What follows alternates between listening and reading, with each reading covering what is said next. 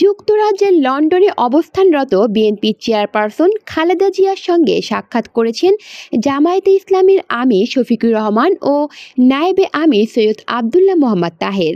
গত রোববার এপ্রিল তারেক রহমানের বাসায় তাদের মধ্যে এই সাক্ষাৎ হয়। মঙ্গলবার রাতে নিজের ভেরিফাইড ফেসবুক পেজ থেকে এক পোস্টে এই তথ্য জানান বিএনপির চেয়ারপারসনের সাবেক প্রেস সচিব মারুফ কামাল খান।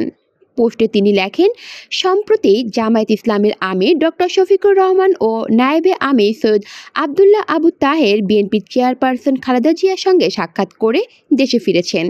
বিএনপির ভারপ্রাপ্ত চেয়ারম্যান তারেক রহমানের বাসায় তারা দেখা করেন। এ সময় তারেক রহমানও উপস্থিত ছিলেন বলে তিনি জানান। তিনি আরও লেখেন, খালেদা জিয়ার সঙ্গে জামায়াতের দুই শীর্ষ নেতা কী কী বিষয়ে আলোচনা হয়েছে তা জানা যায়নি।